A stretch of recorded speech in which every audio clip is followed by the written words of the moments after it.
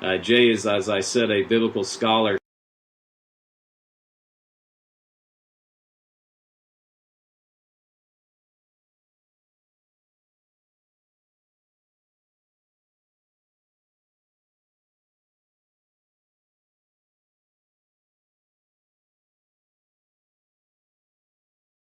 We won't stop doing that. I just went 3 weeks ago when Terry Jones went and did his stunt there in Florida, burning the Quran. On that Friday after that, they went and killed 9 UN soldiers, not soldiers, 9 UN workers there in Afghanistan. 4 of them, which were Gurkha soldiers. I went up on the ladder. That's next Sunday, and I held up the Quran, and I said, I want to talk to you Muslims. I want to ask you, why is it you kill people for burning this book? I said, why is it you were killing people that had nothing to do with the burning of this book? They were thousands of miles away. They didn't even know who Terry Jones was. Should you have killed those people? The Muslims in the audience said, yes, we must kill them. I said, why must you kill those people? I said, is everybody watching here? I said, right now, I've got this Quran right here. Can someone give me a lighter? What if I lit this Quran right now and burned it right in front of you? What would you do to me? He said, we will kill you, Mr. Smith. I said, will all of you kill me? Yes, we will kill you. Is there any Muslim here that will not kill me? Not one Muslim raised their hands. Now, I looked at the crowd. The crowd was huge by that time. We got it all on film. We filmed it because I wanted the people to see this. The crowd was huge by that time. We got it all on film. We filmed it because I wanted the people to see this. I said, can you see the problem here?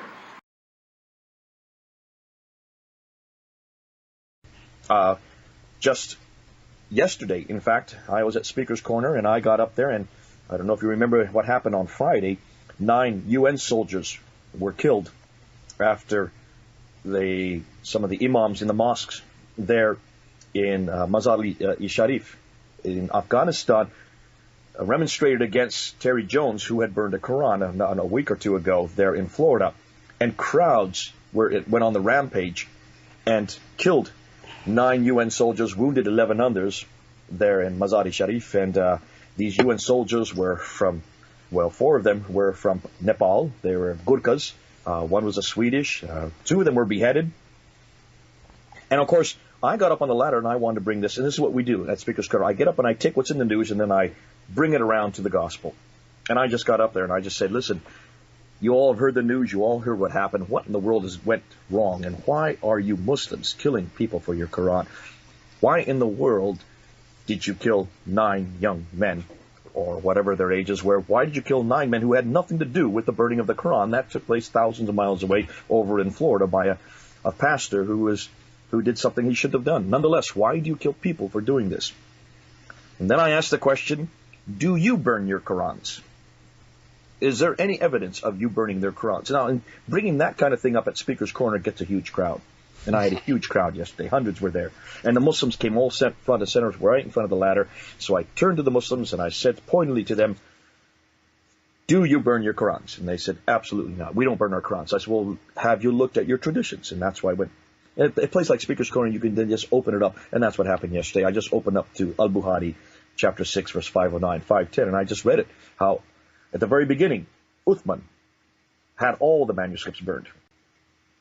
And then I said, since you burn your Quran, why in the world are you killing others for burning your Qurans? And then I asked, should those men have been killed? Should those 9 men have been killed, though they had nothing to do with the Quran? They didn't even know Terry Jones. They were thousands of miles away. And what was fascinating, Brian, as I said that, about 6 or 7 Muslims started raising their fists and yelling, yes, yes, Allahu Akbar. These men should be killed. So I said, do you all agree? All the Muslims, there may have been about 40 or 50 Muslims there. Do you all agree? And almost all of them said, yes, those men should be killed. So I turned to the crowd. The crowd was huge. And you could see the horror on the faces of the crowd. It was priceless from where I was standing to look out. And I just said, are you watching this? Are you looking at this? These are Muslims in the middle of London who believed those men should be killed, though they had nothing to do with the burning of the Quran. So I turned to the crowd and says, can you make sense of this? Can you see then this is what we have to fight against? This anger, visceral anger over someone burning a Quran, not even looking for the guilty party, or if anybody is even guiltier, nonetheless, they would kill anybody. And I said, why is it they should be killed? Because they weren't Muslim. Not even looking for the guilty party, or if anybody is even guiltier, nonetheless, they would kill anybody. And I said, why is it they should be killed? Because they weren't Muslim. He claims the footage, the video, is on the internet. I've had a look, I can't find it. All I could find is some footage of him talking about the third caliph burning Quranic manuscripts. This is really odd, given the spectacular nature of his claims.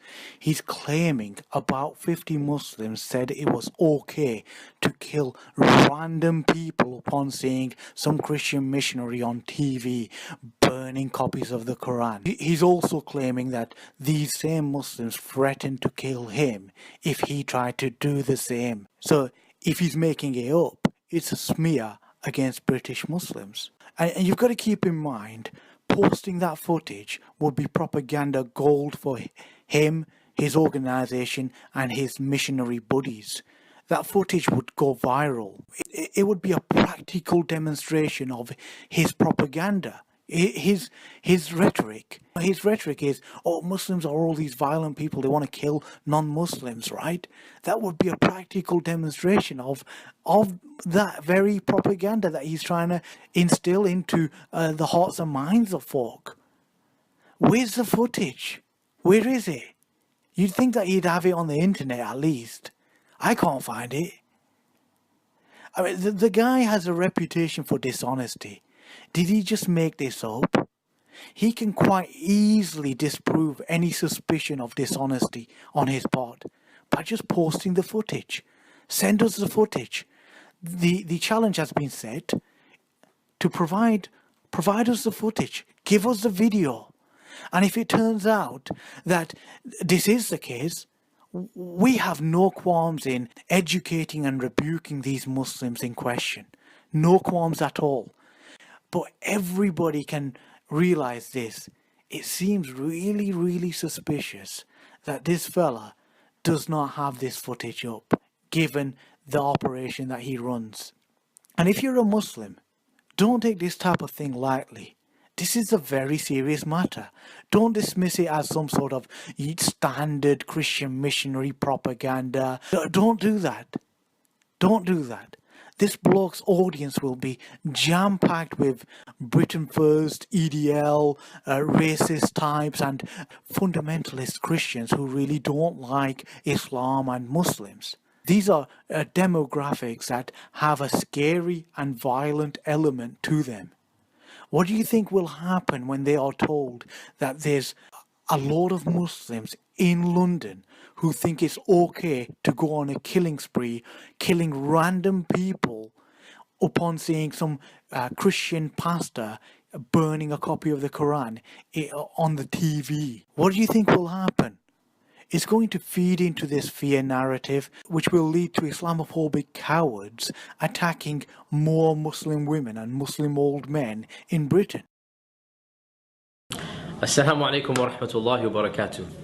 The question that many people ask us is, why did the third caliph of Islam, Uthman, why did he burn all of the Qurans of his reign and his empire? And this is viewed as being something sacrilegious, something that shows that there were Qurans that were somehow wrong. This is a cultural misunderstanding, because from the Islamic tradition, when you burn the Quran, you're not disrespecting it. In fact, this is the way to respectfully dispose of it. It's the exact opposite from the Western tradition. Our religion teaches us that when you have a copy of the Quran that is now used too much, it's worn, it's torn, you have to dispose of it, you don't just throw it in the trash. That's disrespectful. You disintegrate it. They didn't have paper shredders back then. So how would they disintegrate the Quran? Well, they would simply light a fire to it and burn it, because they didn't want people trampling on it. They didn't want people throwing it in the trash can. They wanted to get rid of the sacredness of the Quran in a manner that is not intentionally disrespectful. And this is a cultural difference. When Western traditions hear of burning books, they think of sacrilege, they think of angry mobs chanting. But the burning of the Quran is not done in that type of philosophy or mindset. The burning of the Quran was done to respectfully dispose of unofficial recensions of the Quran. In fact, what happened was, after the death of the Prophet Muhammad, peace be upon him, the Quran was compiled within 2 years after his death. And so the official compilation took place when every single one of the major companions of the Prophet, peace be upon him, were still alive. But this official recension of the Quran was not made obligatory upon the entire caliphate, upon the entire Islamic nation.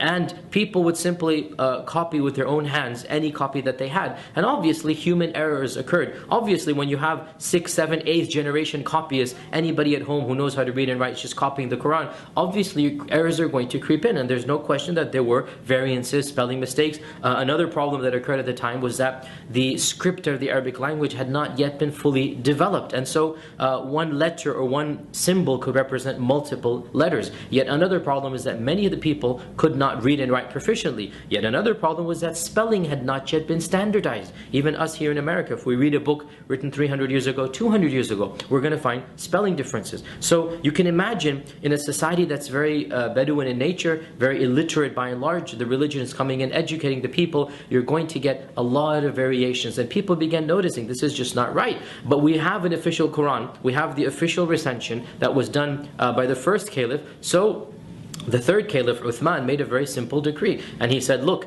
anybody who wants a copy of the Quran has to copy it directly from the master copy. And to facilitate this, Uthman made a number of master copies from the original one, and he sent one master copy to every major city in the Islamic province, and this master copy was kept in the grand mosque of the city. And from then on, anybody who wanted a Quran was free to go to the master copy and copy it directly from the original copy that was in the main mosque of the city. Therefore, when this was done, Uthman then said, anybody who has a private collection, anybody who has his own handwritten Quran that's 7th, 8th, 9th generation away, you need to dispose of it. And how is it disposed of? The way that you dispose of Qurans is you burn them. And so everybody, there was no hue and cry, everybody voluntarily agreed, this is a great idea. Why shouldn't we go directly to the source? Why shouldn't we go directly to the official Quran? And so everybody agreed, and therefore the people's Qurans were compiled by the authorities. They didn't go house to house searching for them. They didn't go confiscating. It was a voluntary move, and everybody agreed because it makes sense. Everybody understood the problem, that you're going to get scribal errors, you're going to get punctuation marks, you're going to get all of these problems unless you go directly to the original. So the Caliph Uthman standardized the copies of the Quran, and therefore from his time up until our time there has never been two copies of the Quran that are different even in one letter or one word. And this is because of the far-sightedness of the Caliph Uthman, and it's something that we're forever grateful for. And really Muslims are very humble and very proud and very grateful to God that they're the only religious group that can with so much authority say that their scriptures really have been preserved authentically as their Prophet intended them to be, in the language of their prophets. Hardly any other religion can say this. Even Judaism and Christianity, they're not really preserved in the language of their prophets.